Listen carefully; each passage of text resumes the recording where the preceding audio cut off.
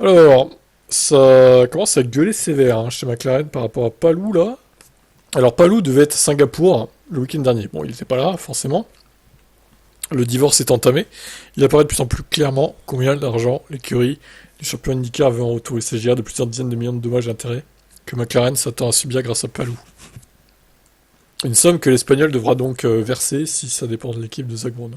Palou était censé se présenter à Singapour pour servir de pilote de réserve à McLaren, mais comme prévu, il manquait à l'appel. Désormais, double champion IndyCar est actuellement en conflit avec McLaren.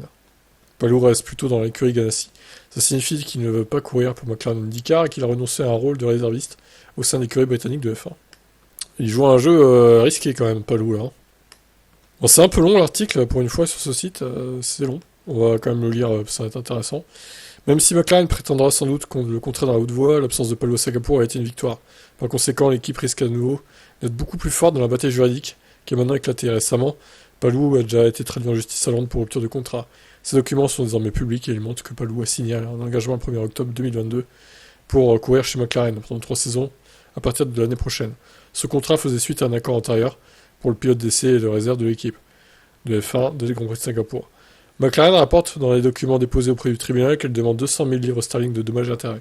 Cependant, IndyStar comprend qu'il est normal au Royaume-Uni d'indiquer explicitement ce montant.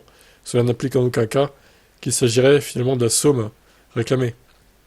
Le journal s'appuie sur des sources qui rapportent que McLaren demanderait finalement 20 à 30 millions de dollars à Palou. Oh.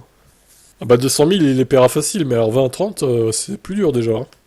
Cette somme comprend une compensation pour les frais juridiques engagés il y a un an, lorsque McLaren a précisément aidé Palou à quitter Ganassi. Des investissements ont également été réalisés dans un programme d'essai par Palou. En outre, des sponsors ont été attirés par McLaren, avec la partie qui sponsorisait une équipe avec le champion IndyCar en titre à son bord. En d'autres termes, leurs honoraires auraient été plus élevés que si Palou n'avait pas été sous contrat avec McLaren. Il y a tout de même un fait notable. Il est ressorti clairement qu'une précédente affaire judiciaire qu'à part Ganassi, aucune autre équipe n'était autorisée à négocier avec Palou jusqu'au 1er septembre 2023. La grande question est donc de savoir pourquoi Palou a pu signer un engagement avec McLaren après tout. Ou peut-être, cet engagement avec McLaren n'est pas juridiquement valable en raison de cette ancienne clause. Ce sont donc des questions qui trouveront sans doute une réponse dans les semaines à venir. En attendant, McLaren ne compte plus sur Palou, qui devait d'ailleurs avoir sa chance sur des essais libres de F1 cette saison. L'actuel pilote McLaren en IndyCar, Pato O'Ward, a quant à lui été annoncé comme pilote d'essai pour les essais libres d'Abu Dhabi. D'ailleurs, McLaren n'est pas obligé de donner sa chance à un débutant, car avec Oscar Piastri, ils ont déjà respecté la règle dite des débutants, selon laquelle 2 fois par saison, un pilote ayant participé à 2 grands prix au maximum doit conduire pour une séance d'essai libre en Formule 1. Ah oui, c'est vrai ça en fait. Vu que Piastri était rookie, d'ailleurs Williams aussi finalement. Ils ont déjà fait leur séance obligatoire entre guillemets quoi. Bon, il faut quand même donner sa chance à Howard, c'est pas mal, c'est pas mal.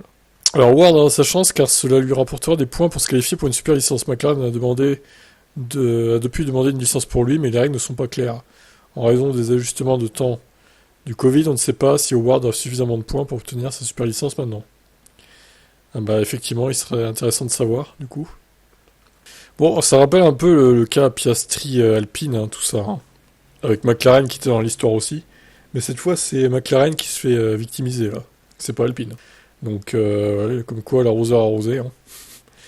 J'ai envie de dire karma pour McLaren, malheureusement. Alors, est-ce qu'ils auront gain de cause Ils ont quand même de bons atouts dans leur manche, je pense, pour gagner ce procès. À voir.